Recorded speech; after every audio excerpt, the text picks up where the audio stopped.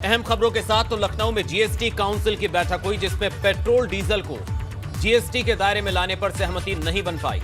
इस बीच केरल हाईकोर्ट के सुझाव को लेकर इस पर चर्चा हुई, लेकिन काउंसिल में सदस्यों ने साफ तौर पर इसको खारिज कर दिया। वहीं केंद्रीय वित्त मंत्री निर्मला सीतारमण ने कहा कि कई मसलों पर सरकार ने जनता के हितों में फैसला लिया है।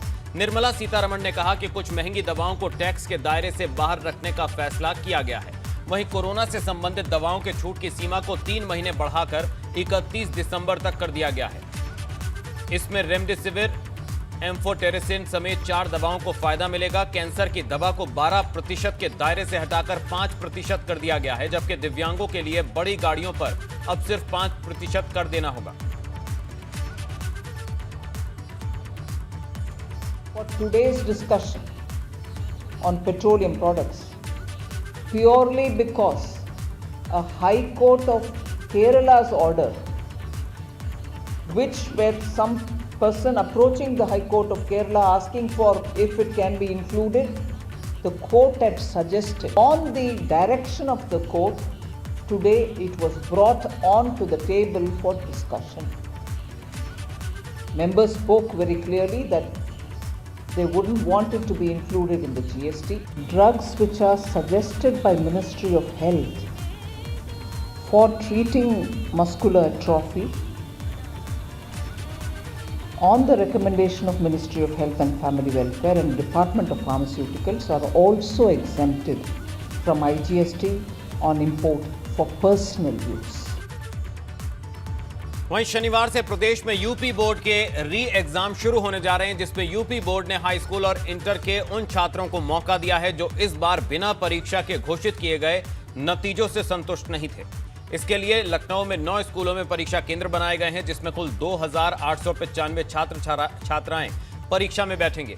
इस परीक्षा से छात्रों को अंक सुधारने का एक और मौका दिया जा रहा है। बोर्ड के री एग्जाम के लिए हाई स्कूल के 1719 छात्र और 12वीं के 1176 छात्र छात्राओं ने रजिस्ट्रेशन कराया है। शनिवार को परीक्षा के पहले दिन हिंदी का पेपर होगा।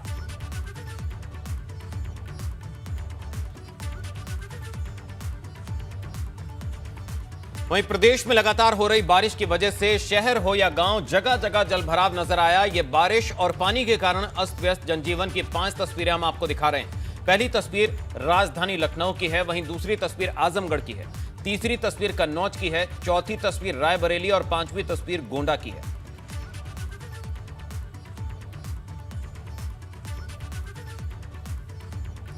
तो लखनऊ में बारिश ने लोगों के जीवन को अस्त व्यस्त कर दिया। यहां से कुछ ही दूरी पर मौजूद गांव जलमग्न हो गया। यहां इटौजा क्षेत्र के सुभाष नगर गांव में हालात बदतर नजर आए। लोग घरों से निकलकर सड़कों पर आ गए, लेकिन तब तक किसी भी अधिकारी ने गांव का दौरा नहीं किया। यहां के लोग पानी की निकासी की मांग कर रहे हैं।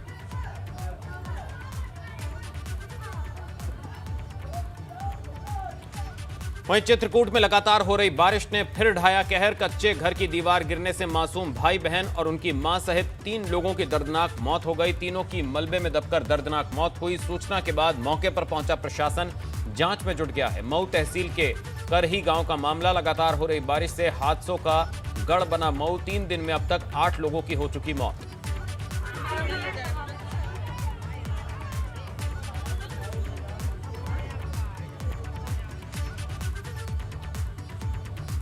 वहीं बारिश से हुए नुकसान को लेकर मुख्यमंत्री योगी आदित्यनाथ ने अधिकारियों को बारिश से नुकसान का जायजा लेने और हालातों से प्रभावित लोगों को समुचित राहत पहुंचाने के आदेश दिए हैं। साथ ही लोगों को राहत पहुंचाए जाने की बात कही। मुख्यमंत्री ने कहा कि जल जमाव से कोई बीमारी ना फैले, इसके लिए उपाय किए जाएं।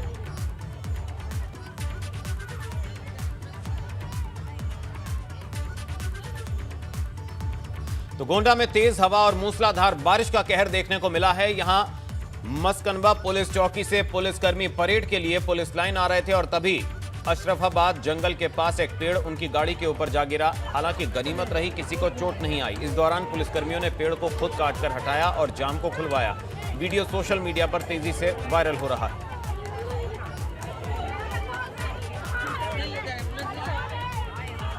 तेज हवा और बारिश से जगह जगह इसी तरह के हालात नजर आए। वहीं उत्तर प्रदेश के कई जिलों में लगातार हुई जोरदार बारिश से कई जिलों में हुए हादसे। लोगों की जान तक चली गई और कई जिलों में खेतों में खड़ी फसल को भी भारी नुकसान पहुंचा है। ऐसे में कांग्रेस महासचिव प्रियंका गांधी वाड्रा ने ट्वीट करते हुए नुकसान झेलने वाले किसानों को मुआवजा देने की मांग की है। प्रियंका गांधी ने अपने ट्वीट में लिखा है, उत्तर प्रदेश में मूसलाधार बारिश के चलते कई जगहों पर किसानों की फसल को भारी नुकसान हुआ है।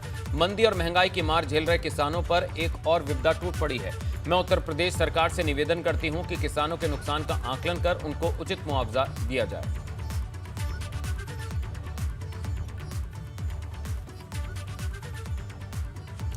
और बड़ी खबर का रुख करेंगे। देश में कोरोना वैक्सीनेशन ने एक नया रिकॉर्ड बनाया है। भारत में एक दिन में 2 करोड़ लोगों से ज्यादा लोगों को कोरोना की वैक्सीन लगाई गई।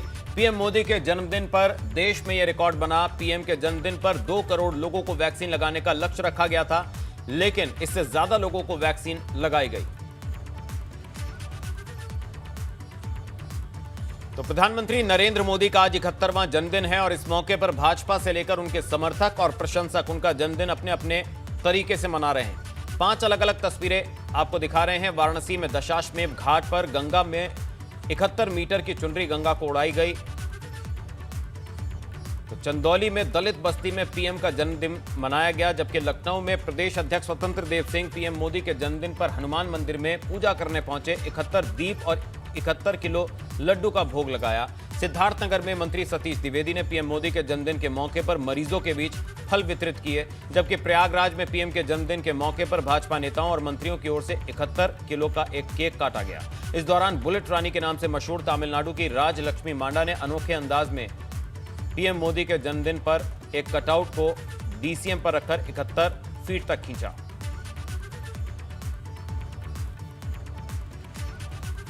तो पीएम मोदी के 71वें जन्मदिन के मौके पर भाजपा ने सेवा समर्पण अभियान की शुरुआत की है। पार्टी अध्यक्ष जेपी नड्डा ने इसकी शुरुआत की। 20 दिन तक यह अभियान चलेगा। दिल्ली के बीजेपी दफ्तर से इस अभियान की शुरुआत की गई। मुझे इस बात की हार्दिक प्रसन्नता है कि आज भारतीय जनता पार्टी परिवार ने आदरणीय प्रधानमंत्री जी के जन्मदिन पर सेवा और समर्पण अभियान की शुरुआत की है। जन सेवा से अधिक संतोषजनक और कोई कार्य नहीं हो सकता। आज हमारे करोड़ों कार्यकर्ता देश के कोने कोने में कोविड वैक्सीनेशन अभियान को गति देने में अपनी महत्वपूर्ण भूमिका निभा रहे हैं। कई जगह ब्लड डोनेशन के कैंप्स, मेडिकल कैंप्स और स्वच्छता के अभियान चलाया जा रहा है। गरीबों में मुफ्त अनाज वितरित किया जा रहा है। जरूरतमंदों को हर तरह की सहायता उपलब्ध कराई जा रही है। हमारे प्रधानमंत्री जी का हमेशा से यह मानना रहा है कि विकास का लाभ समाज के अंतिम पायदान पर खड़े व्यक्ति को मिलना चाहिए। वहीं पीएम मोदी के जन्मदिन के मौके पर सीएम योगी आदित्यनाथ ने बच्चों से मिलकर उन्हें उपहार और फल बांटे। इस दौरान सीएम योगी ने पीएम मोदी के स्वस्थ और दीर्घायु होने की कामना की।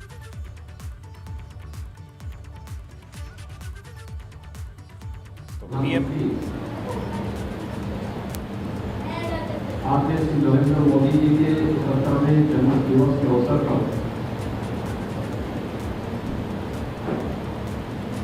आज से लेकर के 7 अक्टूबर तक एक सेवा सप्ताह का कार्यक्रम, 30 दिवसीय कार्यक्रम सेवा समर्पण का प्रारंभ हो रहा है और इस कार्यक्रम समारोह मैं आपकी इस संस्था से कर रहा हूँ। वहीं प्रयागराज में प्रधानमंत्री मोदी का 71वां जन्मदिन अनोखे अंदाज में मनाया गया। यहां स्वतंत्र देव सिंह ने 71 किलो का केक काटा। वहीं बुलेट रानी के नाम से मशहूर तमिलनाडु की राजलक्ष्मी मांडा ने डीसीएम पर 71 फीट ऊंचे पीएम मोदी के कटआउट को 71 फीट तक खींचकर अपने पुराने रिकॉर्ड को दोहराया।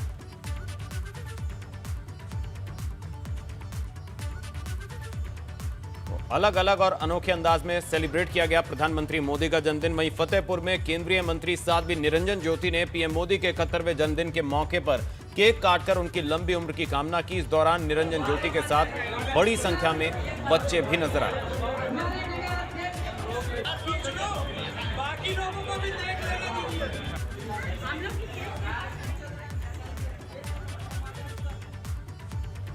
पीएम मोदी के 71वें जन्मदिन को लेकर उनके संसदीय क्षेत्र काशी में उत्साह का माहौल है। दशाश्वमेध घाट पर भाजपा की ओर से मां गंगा को 71 मीटर की चुनरी चढ़ाई गई। साथ ही 71,000 दीपक 71 मंदिरों में जलाकर पीएम की लंबी उम्र की कामना की गई।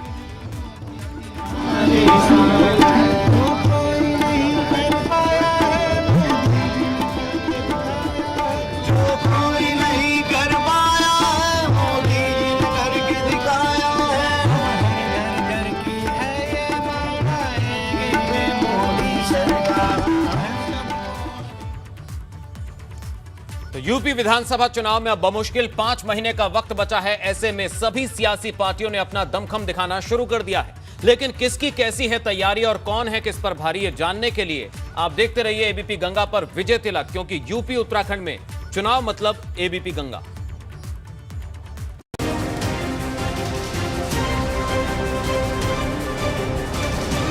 विजय तिलक।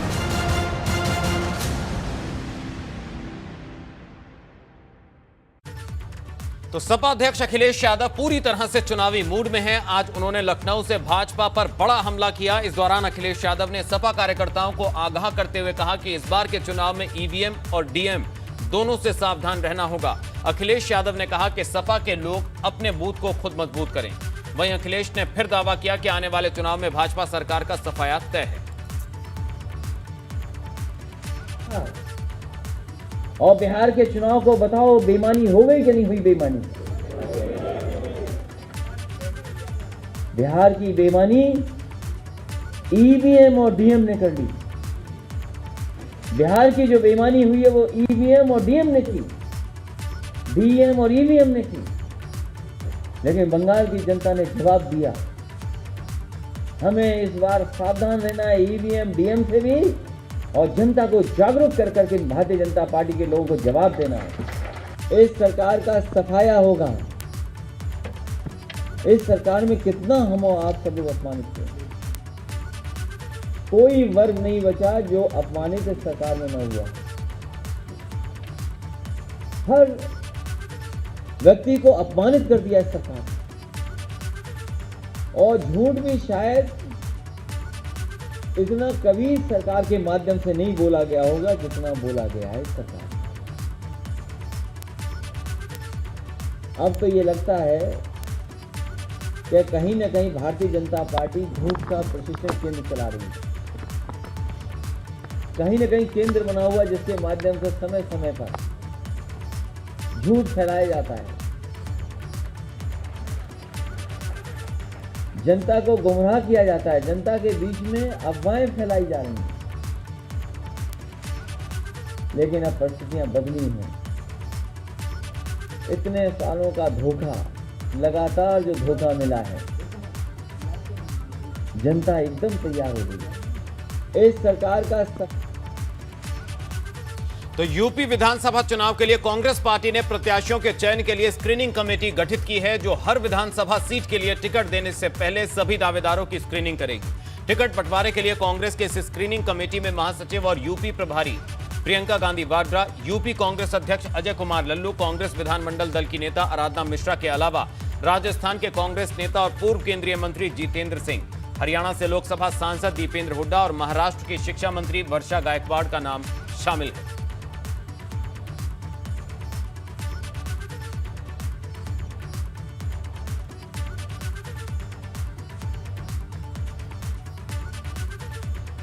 वहीं श्रावस्ती में विश्वकर्मा दिवस के मौके पर श्रम सम्मान योजना का शुभारंभ किया गया और इसकी शुरुआत भाजपा विधायक राम फिरन पांडे और जिला पंचायत अध्यक्ष दद्दन मिश्रा ने की, और इस दौरान 1000 लाभार्थियों को प्रमाण पत्र और टूल किट बांटे गए। दूसरी तस्वीर कानपुर देहात की है, जहां कलेक्ट्रेट परिसर के अंदर 100 से ज्यादा लोगों को बुलाया गया और उन्हें टूल किट उपलब्ध कराया गया।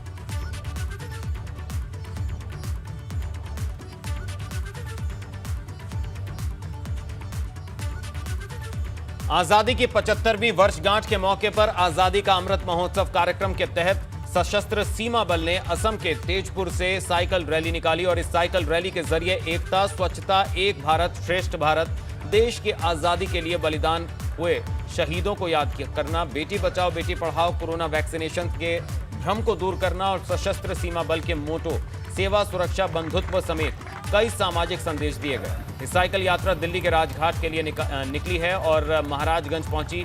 जिला मुख्यालय पर एसएसबी की 22वीं वाहिनी के जवानों और अधिकारियों के साथ एनएसएस और एनसीसी के छात्रों ने साइकिल रैली का जोरदार स्वागत किया।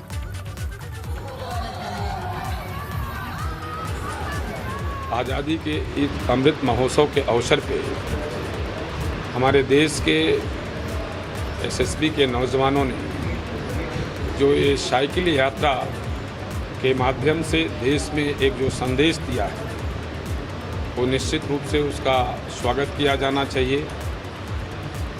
और आज हमारे विधानसभा के क्षेत्र में यह साइकिल यात्रा पहुंची है और उस पहुंचने के अवसर पे मैं व्यक्तिगत रूप से इस क्षेत्र का जनप्रतिनिधि होने के नाते मैं आज इस साइकिल यात्रा का स्वागत भी किया हूं। रैली साइकिल रैली निकली है, ये दिल्ली 2 अक्टूबर को कल्मिनेट करेंगी और इसी संदर्भ में जो सशस्त्र सीमा बल की रैली है, हमारे 6 सीमांत हैं, तेजपुर से चल के ये रैली 2 अक्टूबर को दिल्ली पहुंचेगी। लगभग 23 से 84 किलोमीटर का दूरी तय करेगी। कल शाम को हम लोगों ने परतावल से इस रैली को रिसीव किया था और कल रात हमारी 22वीं वाहिनी सशस्त्र सीमा बल महाराजगंज में इन लोगों ने हॉल्ट किया और यहाँ से 68 साइकिलिस्ट अभी आगे बस्ती के लिए रवाना हुए हैं। बस्ती में आगे 43वीं वाहिनी जो है उनका जिम्मेदारी देखेगी आगे इनको पहुँचाने का, और कुल 107 किलोमीटर की दूरी ये सारे 68 साइकिलिस्ट आज तय करेंगे। वहीं अमेठी में 3 दिवसीय राष्ट्रीय कुश्ती प्रतियोगिता का आगाज हुआ, जिसका उद्घाटन कुश्ती संघ के अध्यक्ष और लोकसभा सांसद ब्रजभूषण शरण सिंह ने किया। इस मौके पर केंद्रीय मंत्री और अमेठी से सांसद स्मृति ईरानी के अलावा केंद्रीय मंत्री गिरिराज सिंह भी मौजूद रहे। इस प्रतियोगिता में 23 राज्यों के महिला और पुरुष खिलाड़ी शामिल हैं। ये प्रतियोगिता अमेठी के गौरीगंज में मौजूद सैनिक स्कूल में की जा रही है।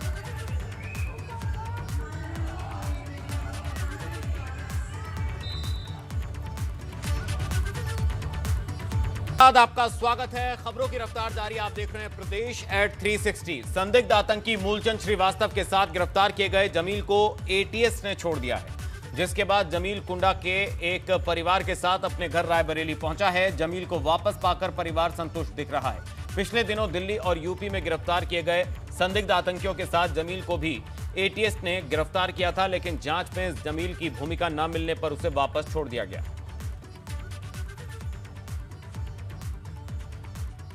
जालौन पुलिस ने मानवता की मिसाल पेश की है। मामला राजपुरा थाना क्षेत्र का है, जहां चौकीदार की मौत पर पुलिसकर्मियों ने चौकीदार के शव यात्रा में पहुंचकर उन्हें कंधा दिया। चौकीदार के पार्थिव शरीर को कंधा देते हुए पुलिसकर्मियों का वीडियो सामने आया। पुलिसकर्मियों ने पेश की मानवता की मिसाल, चौकीदार की अंतिम यात्रा में शामिल हुए और पार्थिव शरीर को कंधा भी दिया।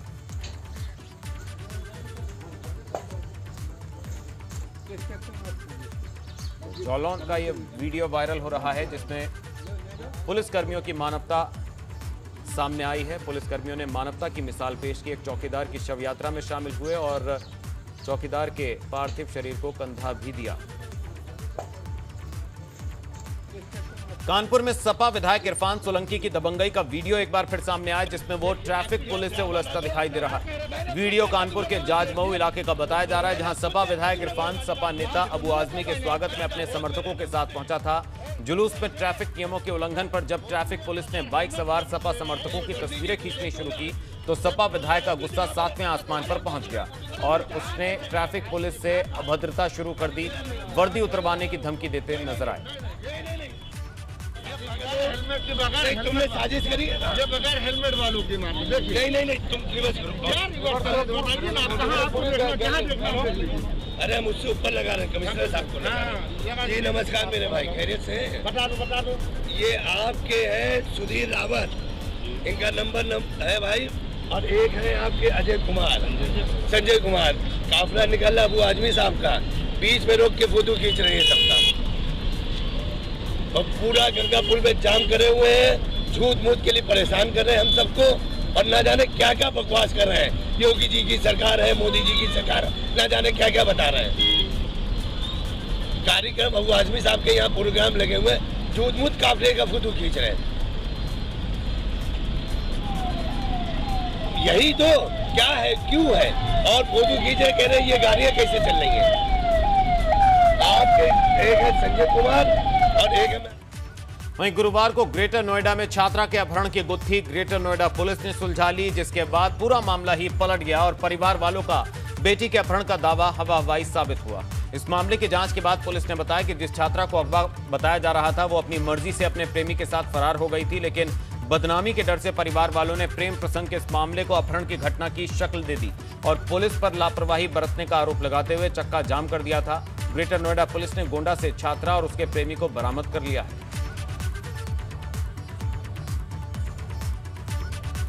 तो इस तेज कार्रवाई और खुलासे के लिए गोंडा पुलिस को 1 लाख का इनाम देने की बात भी सामने आ रही है।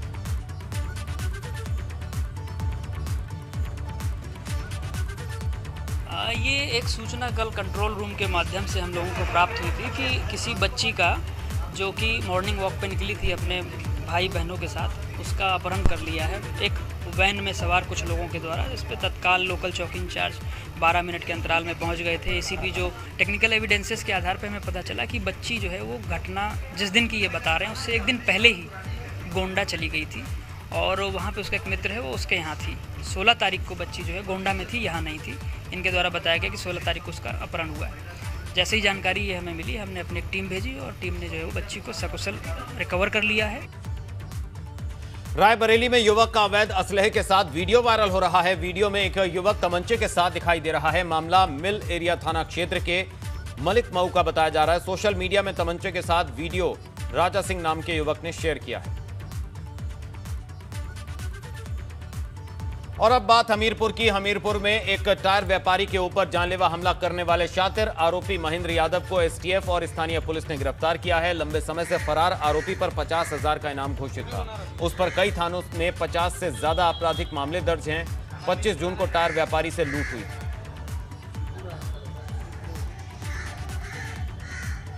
50,000 का इनामी शातिर अपराधी महेंद्र यादव कल एसटीएफ के सहयोग से मौधा पुलिस द्वारा अरेस्ट किया गया। इसके पास से एक तमंचा मिला।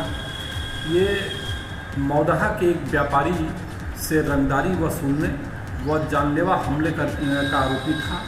इसके ऊपर विभिन्न थानों में अभियोग पंजीकृत था। गिरफ्तार करके इसको जेल भेजा।